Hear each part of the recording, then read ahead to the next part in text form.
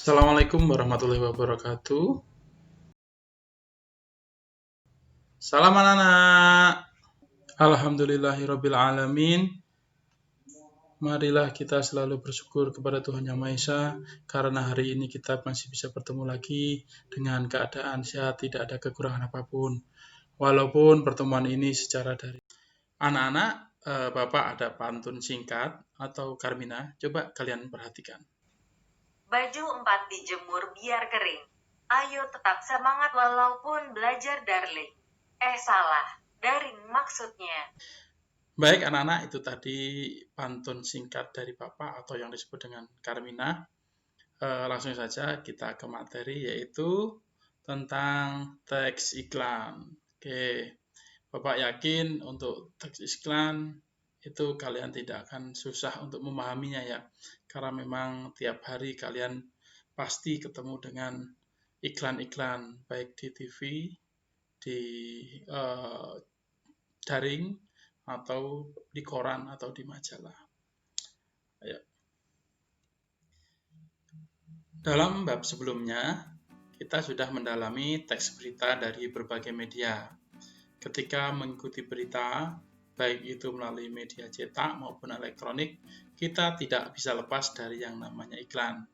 Seperti yang Bapak sampaikan tadi, beragam iklan dapat kita saksikan hampir setiap saat. Tujuannya yaitu untuk membujuk dan mempengaruhi pembaca atau pendengar agar berbuat sesuai dengan yang dikehendaki oleh iklan tersebut. Sebagaimana yang dapat kamu baca di dalam surat kabar ataupun kamu tonton di layar televisi dan di internet, tidak sedikit iklan yang susah dipahami artinya. Dengan cara berdiskusi, kita akan bisa memberikan pendapat dan tafsiran tentang hal-hal yang tidak kamu pahami. Anak-anak, dalam teks iklan ini yang kita pelajari selain teks iklan adalah slogan dan juga poster. Jadi materi pembelajaran teks iklan itu yang dipelajari teks iklan, slogan, dan juga poster. Anak-anak, tujuan pembelajaran teks iklan ini adalah yang pertama, kalian mampu menjelaskan pengertian iklan, slogan, atau poster dari berbagai sumber dengan benar. Yang kedua, kalian juga mampu menjelaskan fungsi iklan, slogan, atau poster dari berbagai sumber dengan benar. Dan yang ketiga, anak-anak kalian mampu mengidentifikasi unsur-unsur iklan, slogan, atau poster dari berbagai sumber. Baik, berikutnya adalah kita menuju ke pengertian dan fungsi iklan, slogan, dan poster. Anak-anak, kalian lihat gambar di atas atau gambar ini. Yuk sekolah di SDN Manggis biar masa depan jadi eksis. Nah, contoh itu tulisannya yang di situ. Bapak yakin kalian bisa menduga bahwa di gambar ini bisa disebut dengan iklan. Karena apa?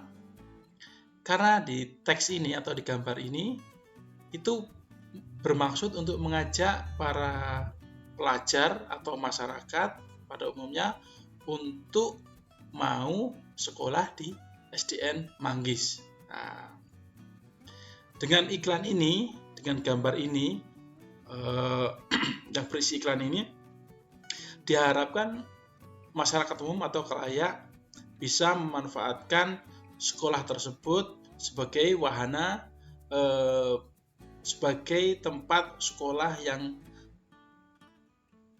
baik. Nah, pasti ketika mengiklankan sesuatu tidak ada dong informasi-informasi yang tidak baik terhadap produk atau gambar itu atau contoh sekolah ini. Jadi sekolah ini berharap banyak siswa atau masyarakat yang mau datang ke sekolah ini untuk menyekolahkan anak-anaknya. Itu berarti ini sudah termasuk gambar contoh teks iklan. Oke.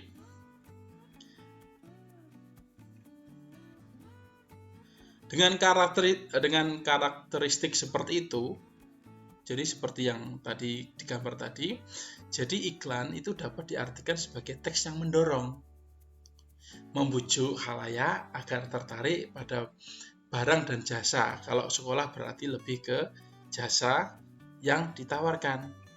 Iklan juga dapat diartikan sebagai pemberitahuan kepada khalayak, menginformasikan kepada orang biar tahu mengenai suatu barang atau jasa. Pada umumnya, iklan disampaikan melalui media massa seperti televisi, radio, surat kabar, dan internet. Nah, unsur-unsur yang ditampilkan dalam iklan itu pasti yang ditampilkan anak-anak, Bapak ulang, unsur yang ditampilkan dalam iklan itu pasti ada gambar, ada gerak, ada kata-kata atau suara, tergantung jenis iklannya. Nah, itu. Baik.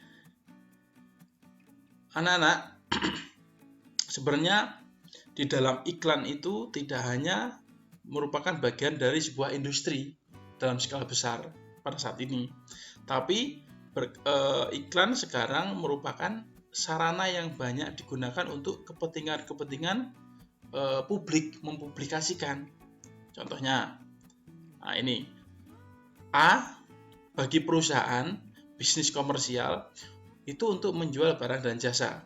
B, bagi dunia perkantoran untuk mendapatkan karyawan. Yang C, bagi pemerintah itu untuk menyebarkan informasi dan memberikan layanan kepada masyarakat. Dan D, bagi perorangan untuk membeli dan menjual barang pribadi. Nah, sekarang kan kita bisa lihat iklan-iklan di status WA, status Facebook, itu sekarang gampang sekali untuk mengiklankan sesuatu, terutama di dunia maya, ya, bukan bumaya tapi dunia maya alias online atau daring. Oke, berikutnya. Nah, anak-anak, dari keberagaman munculnya hal-hal yang Bapak sebutkan tadi, nah, akhirnya ada beberapa bentuk dan teknik penyajian ketika membuat sebuah iklan. Nah, yang pertama biasanya di dalam iklan itu ada yang namanya slogan. Apa sih slogan itu? Nah, slogan adalah perkataan atau kalimat pendek yang dipakai sebagai dasar tuntutan atau pegangan hidup. Prinsip utama dari suatu usaha, organisasi, dan sebagainya. Slogan sering pula disebut moto atau semboyan. Slogan lebih mengutamakan kepadatan makna dan kehematan kata-kata. Contoh kalau di sekolah kita itu, kita bekerja untuk generasi mendatang. Nah, contohnya seperti ini. Berdiri sama tinggi, duduk sama rendah. Nah, slogan ini tentang perlunya mengutamakan kesetaraan antar sesama. Tuh. Yang kedua, bersatu kita teguh, bercerai kita runtuh. Nah, ini kalau anak-anak biasanya bercerai kita kawin lagi. Bukan, itu salah. Yang betul adalah bersatu kita teguh, bercerai kita runtuh. Ini slogan tentang perlunya persatuan dan kesatuan. Tuh. Jadi kita tidak boleh bercerai-berai, apalagi dalam kondisi saat ini ya. Kita harus menyatu. Berikutnya adalah contoh slogan, tiada hari tanpa prestasi. Ini slogan tentang pentingnya mengukir prestasi setiap hari. Baik, itu salah satu penyajian iklan itu dengan menggunakan slogan. Berikutnya, apalagi?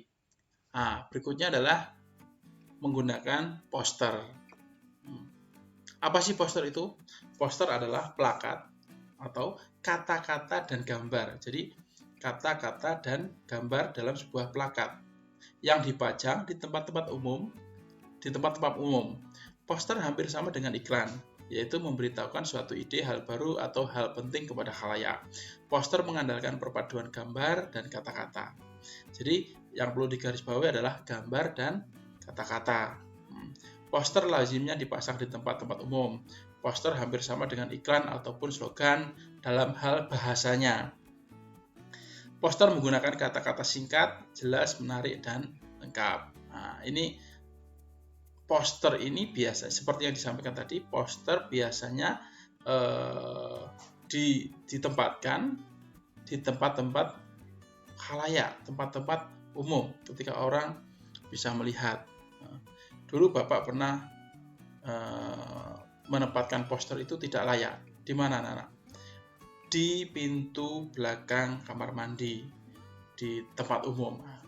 Kita tahu bahwa biasanya orang yang lagi kebelet, itu biasanya daripada dia bengong, lebih baik baca poster. Ini contoh saja. Ini salah satu perkembangan, jadi penyajian terhadap informasi selain iklan. Tadi ada slogan dan juga ada poster. Nah, ini contohnya poster. Jaga diri dan keluarga Anda dari COVID. Jelas, ini menginformasikan sesuatu yang penting untuk khalayak. Ini poster. Kalau dari jenis poster ini termasuk jenis poster layanan masyarakat. Ini contohnya anak-anak ya.